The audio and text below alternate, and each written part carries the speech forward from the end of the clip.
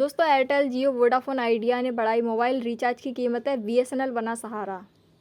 Mobile users के लिए बड़ी खबर। देश की प्रमुख प्राइवेट टेलीकॉम कंपनियों एयरटेल, जियो, वोडाफोन आइडिया ने अपने मोबाइल रिचार्ज प्लान्स की कीमतों में बढ़ोतरी का ऐलान किया है। यह बढ़ोतरी 3 जुलाई से लागू हो चुकी है। वहीं दूसरी तरफ सरकारी टेलीकॉम कंपनी बीएसएनएल ने अपने दाम नहीं बढ़ाए हैं, जिससे यूजर्स को कुछ राहत मिल सकती है। आइए जानते हैं इन कंपनियों के प्लान्स में क्या बदलाव हुआ है। जियो और एयरटेल दोनों ने अपने डेली डेटा ऐड ऑन की कीमतों में बढ़ोतरी की है। साथ ही रेगुलर रिचार्ज प्लान्स भी महंगे हो गए हैं। हालांकि बीएसएनएल अपने पुराने दामों पर ही सर्विस दे रही है, जिससे यूजर्स के पास एक किफ़ायती विकल्प मौजूद है। यह देखना बाकी है कि आने वाले समय में बीएसएनएल भी अपने दाम बढ़ाएगा या नहीं। आजकल जैसा कि आप जानते हैं, कई प्राइवेट टेलीकॉम कंपनियों ने अपने रिचार्ज प्लान्स की कीमतों में इजाफा किया है। इस वजह से ये सवाल उठता है कि क्या सरकारी टेलीकॉम कंपनी बीएसएनएल भी आने वाले समय में अपने दाम बढ़ाएगी। टेलीकॉम नेटवर्क इंफ्रास्ट्रक्चर को बनाए रखने और नई टेक्नोलॉजी को अपनाने में काफ़ी खर्च आता है। ऐसे में अपनी आमदनी बढ़ाने के लिए बीएसएनएल दामों में बढ़ोतरी का रास्ता अपना सकता है। प्राइवेट कंपनियों के साथ कई प्रतिस्पर्धा की वजह से बीएसएनएल की कमाई जो है कम हो रही है। ऐसे में अपने मुनाफे का अंतर बनाए रखने के लिए दाम बढ़ाना एक विकल्प हो सकता है। कुछ रिपोर्ट्स में ये बात सामने आई है कि सरकार बीएसएनएल को एक लाभदायक कंपनी बनाने के लिए दबाव डाल रही है। मुमकिन है कि दाम बढ़ाना बीएसएनएल की रणनीति का हिस्सा हो। इसलिए ये कहना मुश्किल है कि बीएसएनएल भविष्य में अपने दाम बढ़ाएगा या नहीं। ये कई बातों पर निर्भर करता है, जैसे कि सरकार का रुख, मार्केट में प्रतिस्पर्धा की स्थिति, खुद बीएसएनएल की आर्थिक स्थिति। अभी तक बीएसएनएल ने यह नहीं बताया है कि वो दाम बढ़ाने का सोच भी रहा है या नहीं।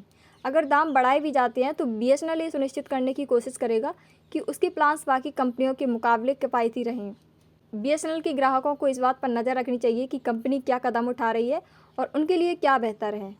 देश के मोबाइल यूजर्स के लिए ज़रूरी खबर। प्रमुख प्राइवेट टेलीकॉम कंपनियां एयरटेल, जियो, वोडाफोन आइडिया ने हाल ही में अपने मोबाइल रिचार्ज प्लान्स की कीमतों में बढ़ोतरी का ऐलान किया है। लेकिन एक अच्छी खबर भी है। सरकारी टेलीकॉम कंपनी बीएसएनएल ने अभी अपने दाम नहीं बढ़ाए हैं। इससे उन यूजर्स को थोड़ी राहत मिल सकती है जो अपने मौजूदा रिचार्ज प्लान से खुश हैं। एयरटेल में डेली डेटा एड ऑन कीमत में जो वृद्धि है वो 3 रुपये की बढ़ोतरी हुई है। रेगुलर रिचार्ज प्लान्स की कीमत में जो 3% से 22% तक की बढ़ोतरी की गई है। डेली डेटा एड ऑन 15 रुपये से 19 रुपये तक की बढ़ोतरी की गई है। रेगुलर रिचार्ज प्लान्स में 12% से 27% तक की बढ़ोतरी की गई है। वोडाफोन आइडिया में अभी कोई भी घोषणा नहीं की गई है। बीएसएनएल में भी अभी कोई भी बदलाव नहीं है। फिलहाल के लिए बीएसएनएल के प्लान्स एयरटेल, जियो, वोडाफोन आइडिया के मुकाबले थोड़े सस्ते हैं, लेकिन ये भी संभव है कि आने वाले समय में बीएसएनएल भी अपने दाम बढ़ाए।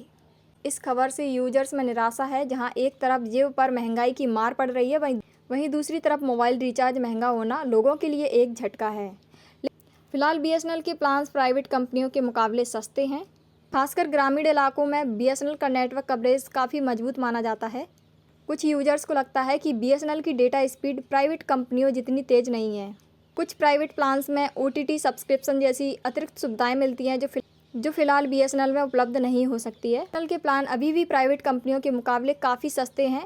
ग्रामीण इलाकों में बीएसएनएल का नेटवर्क कवरेज मजबूत माना जाता है। कुछ यूजर्स सरकारी कंपनी होने के कारण बीएसएनएल पर भरोसा कर सकते हैं। हाल ही में बीएसएनएल ने कुछ प्लान्स में डेटा लिमिट बढ़ाई है, जो यूजर्स के लिए आकर्षक हो सकती है। बीएसएनएल की ब्रांड इमेज पिछले कुछ सालों में थोड़ी कमज़ोर हुई है, जिसे ठीक करने में समय लग सकता है। यह कहना अभी जल्दबाजी होगी कि बीएसएनएल यूजर्स को आकर्षित करने में कितना सफल होगा। बीएसएनएल ने 5G सेवाओं को रोल आउट करने की योजना बनाई है, जो यूजर्स को आकर्षित करने में मदद कर सकती है। बीएसएनएल ग्रामीण इलाकों में अपनी पैठ मजबूत करने पर ध्यान केंद्रित कर रहा है, जो एक बड़ा बाजार हो सकता है। प्राइवेट कंपनियां भी अपने प्लान्स और सुविधाओं में सुधार कर रही हैं, जिससे प्रतिस्पर्धा और भी बढ़े। ये कहना मुश्किल है कि बीएसएनएल कभी बादशाह बन पाएगा या नहीं। इस बात पर निर्भर करेगा कि वो अपनी कमजोरियों को दूर कर सकता है या नहीं।